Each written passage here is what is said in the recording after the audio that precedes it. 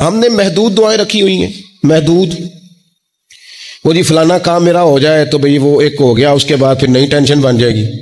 نہیں، میں جی بچوں کی شادی کر لوں جی پھر میں فارغ ہوں. آپ شادی کر کے دیکھیں، لاگو پتہ جائے گا کیسے فارغ ہوتے ہیں.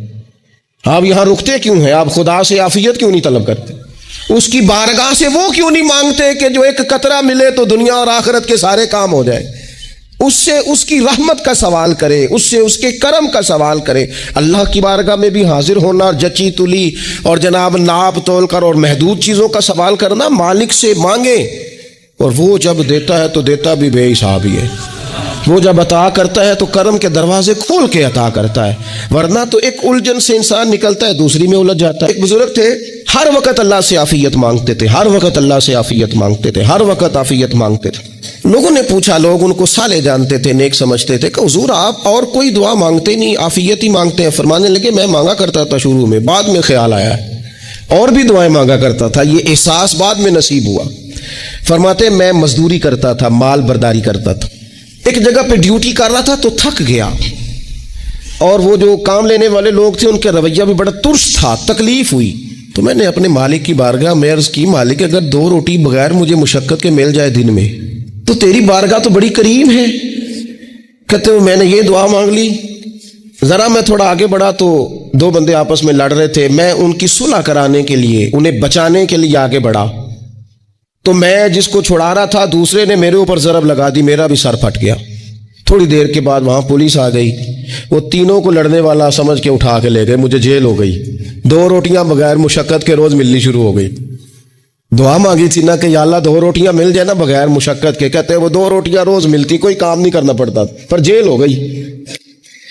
فرماتے ہیں میں بڑا پریشان تھا، روز روٹیاں پابندی سے آتی اور بہترین آتی، کھانا ملتا. پھر کچھ عرصے کے بعد میں نے سوچا کہ یار یہ دعا تو قبول ہو گئی نا تیری، اب تو اگر اس پر کوئی الگ بات کرے گا تو وہ تو غلط کرے گا. کہتا ہے پھر خود ہی میرے دل میں اللہ نے بات ڈالی اور میں نے عرض کی، مالک 2 روٹیاں نہیں، مجھے تو عافیت چاہیے. مجھے تو عافیت دے، میرے اوپر تو کرم فرما، تو نظر رحمت کر، جے ایک قطرہ بخشے مینوں، جے ایک قطرہ بخشے مینوں تے کام بن جاندا ہی میرا، مہربانی کر، عافیت عطا کر. فرماتے ہیں پھر خدا نے کرم کیا، کہاں سے اسباب بنے میرے جیل سے چھوٹنے کے، کون کون میرے ضمانتی بنے اللہ ہی جانتا ہے. فرماتے ہیں دروازے بھی کھل گئے، رزق بھی ملتا ہے، صحت بھی میسر ہے، سجدہ بھی کر لیتا ہوں، سویرے تلاوت بھی کرتا ہوں، شام کو مدینے والے کی بارگاہ میں رج کے درود و سلام بھی عرض کرتا ہوں، میں ممکن ہوتا ہے تو کسی غریب کی داد رسی بھی کرتا ہوں. اب سمجھ آئی ہے، ربنا آتنا فی الدنیا حسنۃ وفی الآخرۃ حسنۃ وقنا عذاب النار. اب سمجھ آئی ہے رب سے جب بھی مانگنا ہے عافیت ہی مانگنی ہے. حضرت عباس بن عبد المطلب رضی اللہ تعالیٰ عنہ نبی پاک علیہ السلام کے پیارے چچا جان ہیں، عرض گزار ہیں، یا رسول اللہ صلی اللہ علیہ وسلم مجھے بتائیے میں اپنے رب سے مانگوں تو کیا مانگوں؟ تو حضور نے فرمایا رب سے عافیت مانگو. کہتے میں کچھ دن رکا، کچھ دنوں کے بعد پھر حاضر بارگاہ ہوا اور عرض کی، یا رسول اللہ صلی اللہ تعالیٰ علیہ وسلم مجھے بتائیے میں اپنے مالک سے مانگوں تو کیا مانگوں؟ تو حضور نے پھر فرمایا اللہ سے مانگنا تو عافیت مانگنا. بزرگ فرماتے ہیں یہ عافیت کیا ہے؟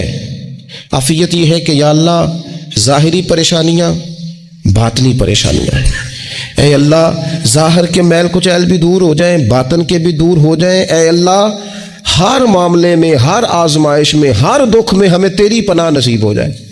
یہ عافیت ہے. اور صوفیہ کرام فرماتے ہیں عافیت سے بڑی نعمت کوئی نہیں اگر کسی کو میسر آئے تو، عافیت سے بڑا حسن کوئی نہیں اگر کسی شخص کو یہ نصیب ہو جائے. اور ایک اللہ والے نے تو ایک اور بڑا خوبصورت ترجمہ یہاں کیا ہے، وہ کہتے ہیں عافیت کا مطلب ہے دل کا قرار، عافیت کا مطلب ہے باطن کا سکون، عافیت کا مطلب ہے انسان کے مزاج کا حوصلہ، ٹھنڈک، بردباری. جس بندے کو عافیت نصیب ہو جاتی ہے گویا اللہ اسے سکون کی دولت عطا فرما دیتا ہے. تھوڑے پیسوں میں بھی سکون، بغیر شہرت کے بھی سکون، کوئی بات مان لے تب بھی سکون، کوئی دھتکار دے پھر بھی سکون، لوگوں کی گڈ بک میں ہو پھر بھی سکون. اور اگر لوگ سارے مخالفت میں آ جائیں تو چونکہ اللہ نے عافیت دی ہے پھر بھی سکون. اللہ تعالیٰ نے ان لوگوں کو قرار کی دولت، اللہ سے عافیت مانگی جائے. اس میں دنیا کی بھی بھلائی شامل ہے، آخرت کی بھی بھلائی شامل. نبی اکرم صلی اللہ تعالی علیہ وسلم توجہ دلاتے کہ اللہ سے تم عافیت مانگو، ہمارا نہ جی، کیونکہ سب سے بڑا مسئلہ روحانی تربیت کا ہے۔ ہمارے ہاں باتیں ڈھیر سارے لوگوں کو آتی ہیں اور بہت زیادہ آتی ہیں، منصوبہ بندی کرنا، پلاننگ کرنا، اپنے معاملات کو خود سے کیسے لے کے چلنا ہے، کیسے ٹھیک کرنا ہے، اپنے حق میں دنیا کو کس طرح قائل کرنا ہے، یہ ڈھیر سارے لوگوں کو آتا ہے۔ اور اپنے حق میں دلائل کس طرح قائم کرنے ہیں، اس میں بہت سارے لوگ خود کفیل ہوتے ہیں، انہیں کسی سے مشاورت کی بھی ضرورت نہیں ہوتی۔ لیکن اللہ کی بارگاہ سے اپنا رشتہ کیسے جوڑنا ہے، مالک سے کرم کا سوالی کس طرح کر کے ہونا ہے، اللہ سے عافیت کا سوال کیسے کرنا ہے، یہ چونکہ روحانی تربیت میں ہمارا مزاج نہیں ہوتا، لہذا ہم اس طرف جاتے نہیں۔ ہم وہ اپنی مرضی کی چیزیں، یعنی وظیفہ پوچھ کے گئے ایک صاحب، کچھ عرصے کے بعد آئے ہیں تو آ کے کہتے ہیں مولانا صاحب، پیر صاحب یا قاری صاحب یا فلاں صاحب، کسی سے بھی پوچھ کے گئے، کس چیز کو نیک آدمی جانا، پھر لوٹ کر آ کے کہتے ہیں کہ آپ نے وظیفہ بتایا تھا پر کام کوئی نہیں ہوا۔ تو میں تو صاف کہتا ہوں اور کھلے دل سے کہتا ہوں کہ بھائی وظیفہ آپ کو بتایا تھا کہ اللہ کی رحمت متوجہ ہوگی، خدا کی رحمت کو آواز دینے کے لیے وظیفہ دیا تھا۔ کوئی بھی وظیفہ رب کو مجبور تو نہیں نہ کر سکتا معاذ۔ اور وظائف کس لیے پڑھے جاتے ہیں کہ جلدی سے معاملات ٹھیک ہو جائیں، میرے حق میں چیزیں بہتر ہو جائیں، تو اللہ کی رضا کے لیے پڑھے جاتے ہیں۔ تو وظائف کو، عبادات کو، نوافل کو، تلاوت کو، درود پاک کو تو رضا الہی کا ذریعہ بنانا چاہیے۔ لیکن ہم چونکہ ایک پورا الجھاؤ رکھتے ہیں اپنی دنیا داری کے معاملات سیدھے کرنے، ایک پورا خیر رکھتے ہیں۔ وہ لوگ ملتے رہتے ہیں مختلف بزرگوں کی نسبت کے تعلق سے، تو بعض جگہوں پہ بعض لوگ بڑے تیز ہوتے ہیں، یعنی ان سے آپ کی ملاقات ہوتی ہے تو بندے کو محسوس ہوتا ہے کہ یار اسے تو پہلی ساری باتوں کو پتہ ہے، اور کئی دفعہ ان سے ملنے کے بعد احساس ہوتا ہے کہ یار اس سے تو تھوڑا سیکھ ہی لیتے تو بہتر تھا، یہ تو بات بڑی آگے نکل گئی۔ سارا پتہ ہوتا ہے، باشعور ہوتے ہیں، لیکن ڈر آتا ہے اللہ سے۔ اتنا باشعور آدمی، سمجھدار، پنچایت، پریا، لوگ، دین، دنیا سارا پتہ ہے، نماز کا ٹائم آ گیا تو وہ چھپتا پھرتا ہے، اس کی طبیعت پر بوجھ بن رہا ہے معاذ اللہ اللہ کے حضور حاضر ہونا، اسے خیر کا کام کرنا پڑ رہا ہے تو وہ ادھر ادھر نکلتا جا رہا ہے۔ تو سوال یہ ہے کہ پھر یہ شعور کا کیا مطلب رکھا ہوا ہے ہم نے؟ پھر اللہ سے دعا کرنے کی ضرورت نہیں۔ وہ حضرت عارف رومی رحمۃ اللہ تعالی علیہ فرمایا کرتے تھے بعض لوگوں کو رب سارا کچھ دیتا ہے، سجدے کی توفیق نہیں دیتا۔ اس کا مطلب یہ ہے کہ وہ کہتا ہے یہ سارا کچھ لے اور نکل جا، میرے گھر نہ آنا، رکھ سارا کچھ پاس۔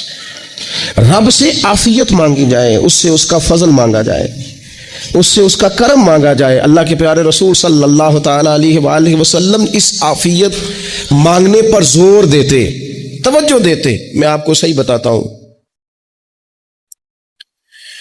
رب نے اگر کسی بندے کو عافیت میں رکھا ہو نا تو حالات کیسے بھی برے چل رہے ہوں اس کا بگاڑ کچھ نہیں سکتے۔